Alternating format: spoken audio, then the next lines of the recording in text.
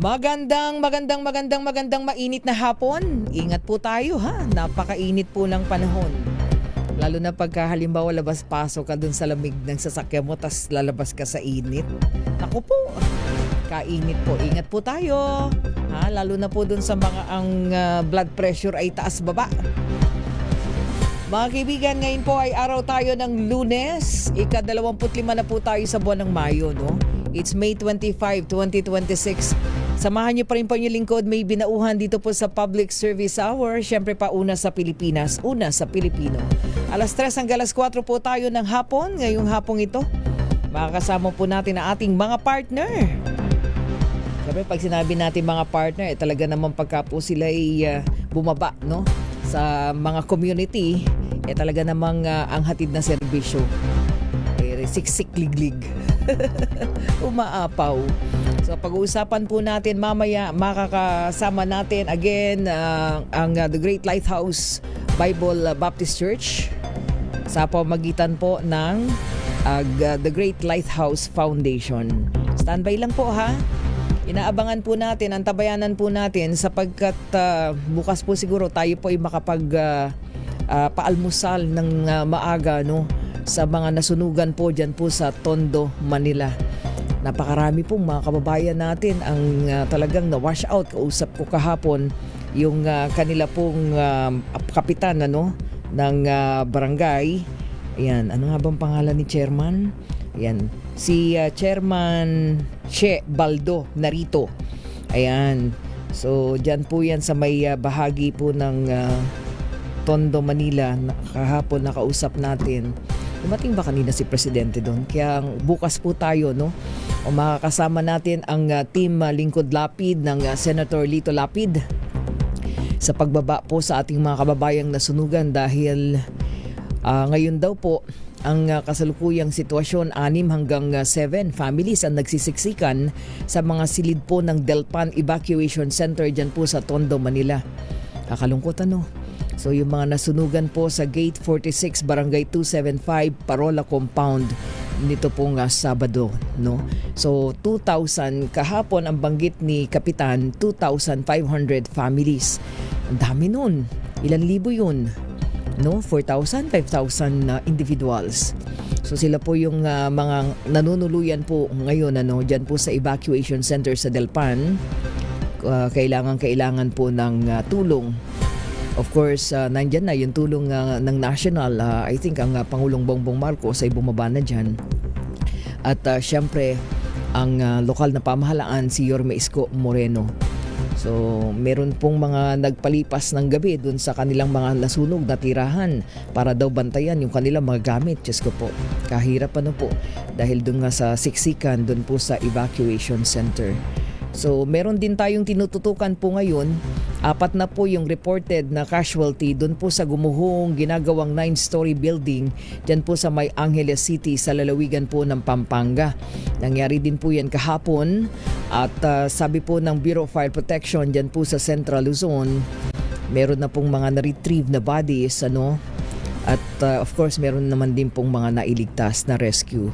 So nagpapatuloy po yung kanila pong rescue operation kagabi dun sa pinakahuling balita. Parang naririnig pa, meron pang mga naririnig na humihingi ng tulong dun po sa ginhuan po ng gusali na yon. But then syempre sabi po ng ating mga otoridad from DSWD, nahihirapan sila na agad-agad ay makapag-rescue dahil nga napaka-unstable po, lalong-lalo na yung mga bumagsak na debris. So hihingi tayo ng update maya-maya. Nakaready na ba? Okay. Okay. Si Edwin ang naroroon. Okay, nandoon si RH23, si Edwin Duque. Kasama ang Chief PIO po ng Angeles City DRRMO, si PIOJ Pelayo. Alamin natin muna, hingi muna tayo na update kay RH23, Edwin Duque. Edwin? May good afternoon at dito tayo mismo sa pinangyari ako sa gumuho yung tayo nasa 10 palapag building. Ito sa Barangay Balibago sa Angeles City, Pampanga. May katabi natin ngayon si Sir J. Pelayo, yung Chief PIO ng Angeles City, Pampanga. Kuha tayo ng update. Kaugnay pa rin dito kung ilan na at ano na yung salukuyang nagaganap ito sa Search and Rescue Operation. Sir, si Miss May Binawa, nandito sa Rescue Operation Tolo. Kumusta na po? Ano po yung latest update ngayon dito sa nangyaring gumupil dito sa LSCD? Magandang hapon po. So as of today, continue pa rin po ang ating search, rescue, and retrieval operation dito po sa pinangyarihan. No? Unfortunately, tumaas po yung ating number of deaths today. We have 4 deaths po. No? So kahapon na itala yung unang casualty is a Malaysian national na nadamay lang po doon sa inaupahan niyang room sa hotel na katabi. Kaninang madaling araw, we successfully retracted one victim.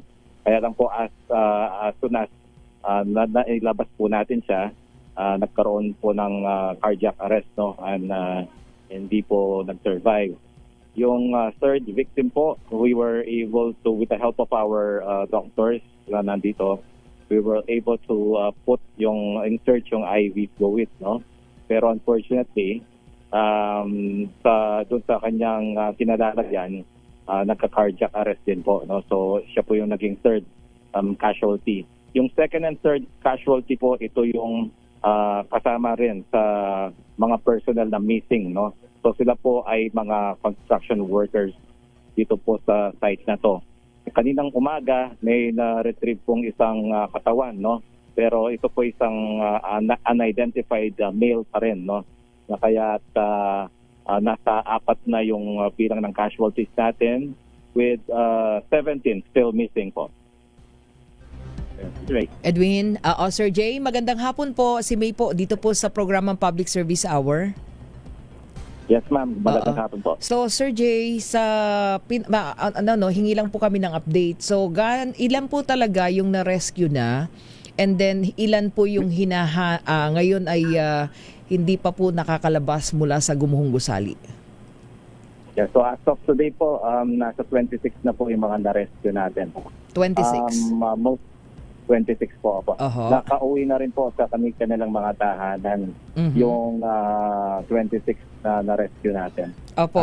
They were also given financial assistance, medicine, food, and transportation arrangement para sa kanilang mga probinsya. Opo. Right now, we're still looking for 17 missing. Pero this is a rough estimate po. Nag-base tayo doon sa binigay na personnel list ng site engineer nitong project. No? So, maaaring dumagdag pa or maaaring kulang, no? Depende po kung ano talaga yung naging nangyari sa Gumuhong structure. Opo. So, sabi niyo po, depende, rough estimate lang yun. Depende po kung merong madagdag. Ang tanong po namin ngayon, kasi earlier, meron pong mga report na meron din daw pong natutulog doon na mga members of the family po ng mga construction worker like yung kanilang misis o any relative. Tama po ba? Opo, meron pong mga natatanggap rin po namin mga ganong report. Pati po yung mga kaanak din ng mga vendors na nasa baba ng structure, no? May kasama rin po namin, isa yon sa mga tinitignan po namin kung kasama dun sa mga nadamay. So wala pa pong malinaw doon yung identities po ng mga possible talaga at kung ilan yung nasa loob pa. Yes po, kinukunan po namin ng mga detalye, mga litrato, pangalan, yung mga mismong kaanak nila para kung meron po kaming na-retrieve, kaagad po namin i-compare yung aming mga data. As of this hour po, Sir Jay, meron pa po bang mga naririnig na mga boses na humihingi po ng tulong? Kasi parang kahapon meron pa pong mga ganyan na may naririnig. Considering na meron pong mga thermal scanner na naririyan po, mukhang nandyan pa ang mga gamit ng MMDA. Yes po. Bali, kahapon we were very optimistic kasi nakakausap natin yung mga victims. No? Kanina pong hapon, after noon, is pagsamantalang in-stop muna yung search and rescue operation to give way para dun sa thermal scanning natin to see if meron pang mga ma-detect na signs of life. No? We have yet to receive any information about that procedure. Pagdating po ng ICS natin, maalamin po natin kung ano yung feedback from that procedure.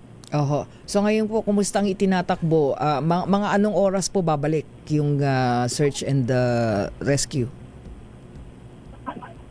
Right after po na magawa yung thermal scanning, magpapatuloy po ulit yung search and rescue natin and retrieval operation. Oo, paano po yung ginagawang mano-mano, Sir Jay, no? Gusto lang naming malaman kasi meron pong isa sa relative nung naririyan sa loob nagsasabi na mabagal daw yung kilos ng ating mga otoridad considering na sinasabi naman talaga na napakahirap at napaka-unstable po ng lugar. We understand po yung mga nararamdaman ng ating mga kababayan, mga kaanak. Of course, magiging anxious yan as tumatagal yung panahon. Pero we have activated the Unified Command System ng ICS. Meron po tayong prosesong ginagawa. This is not just about LGU. This is a unified action with various government agencies. Mga experts po ito na dumating sa training, dumaan sa training, even coming from various government agencies, mga various PDRRMs na may equipment and expertise. Hindi po basta-basta pwedeng gibain na lang o basta suyurin na lang yung isang rubble. Napakaselan po ng sitwasyon dito. It's very delicate. Yung konting paggalaw lang po ng debris ay magkukos na ng mga rumblings at mga movement doon sa mga gumuhong structures. So kung magiging bara-bara po tayo sa pagtanggal ng mga debris, baka mas malagay pa po sa peligro yung mga biktima natin at yung mga kasama na rescuer. rin yung mga mismong nagre-rescue. Oo, So yung mga kailangan po tumutulong. pag-ingatan po natin ito na may proseso at may pag-iingat. At batid po namin, nandyan na rin at nakaalalay ang Department of Social Welfare and Development. Of course, andyan ang team ni Secretary Rex Gatchalian. Tanong lang namin, dun po sa side nung contractor or yung may-ari po nung gusali na yan, ay nandyan na rin ba? Tumutulong na rin po ba sila? Lalong-lalo na dun sa pagbibigay ng mga kinakailangang impormasyon. Opo, parang narinig ko po yung about kay Secretary Gatchalian. Opo, bumisita po siya dito. Personal na binisita rin yung mga kaanak, mga biktima, iba pong mga na-involved doon sa tadamay, doon sa pangyayari. At personal po niyang kinumusta. At as a matter of fact, nag-provide po sila ng financial assistance din sa ating mga survivors, yung mga na-rescue po natin. Isa po sila sa mga tumulong at nagbigay ng kalinga para sa kanila. Pero sa side po ng contractor at ng may-ari, wala pa po ba? Wala pang tulong or nagpakita Kahapon na po? nagpadala ng mga kaibigan nagpakilalang mga kaibigan ng may-ari, at ipinaalam sa LGU na nasa abroad yung may-ari. Ang dumating po kahapon yung mismong site engineer ng site, at siya po yung nagbigay ng mga listahan ng mga pangalan ng maaring nandito sa na-trap dito sa gumuhong ginagawang gusali. At yun ang ginawa namin basihan para sa mga number of missing persons. Oho, so intact na po yung in place na po yung help desk or assistance desk para po dun sa mga kamag-anakan na naghahanap din ng kanilang mga kamag-anak na napasama po diyan. Ano po 'yon? Oo, in place na po yung help desk or assistance desk para po dun sa mga kamag-anakan ng mga napasama po sa pagguhulay yan. Assistance for Desk. Pwedeng doon po sa pamilya. Yung unang pong casualty natin, nakipag-ugnayan na po tayo sa embahada ng Malaysia at na-retrieve na po yung body ng Malaysian national doon po sa pampublikong hospital ng Angeles. Ganito rin po ang magiging proseso doon sa dalawa pa, additional 3 na na-retrieve this day. At lahat po ng parameters na pwedeng mabigay ng government ng assistance sa kanila is ipoprovide naman po natin. Ayun. At syempre dun sa iba pang mga relative, ano po nga inyong mensahe sa kanila? Lalo na yung mga nag-aantabay pa kung buhay or patay yung kanilang miyembro ng pamilya.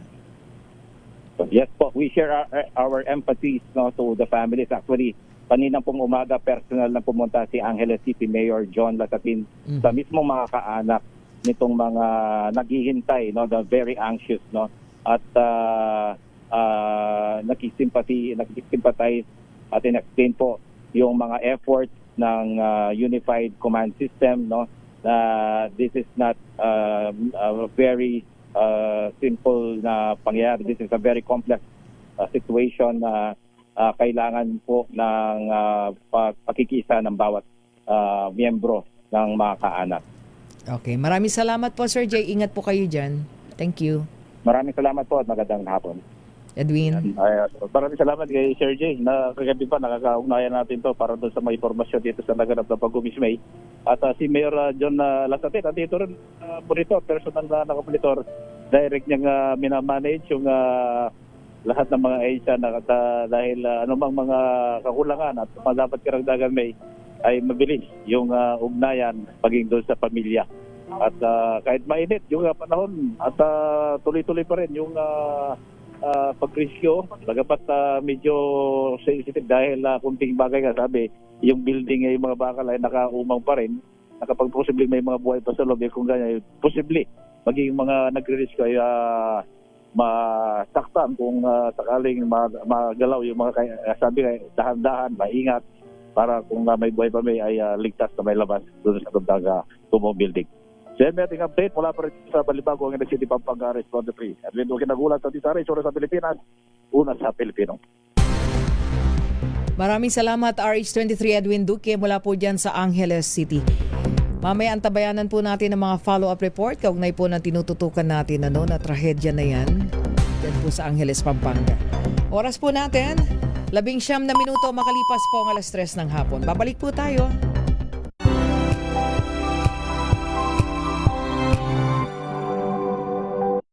Wow, ang saya.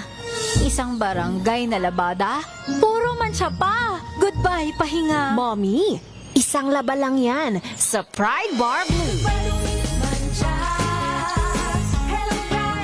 May powerful stain-away enzymes na malupit sa dunit mancha. At di masakit sa kamay.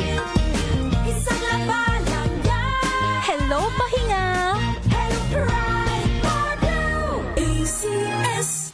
Maulan man, no worries na amoy kulubang damit. Char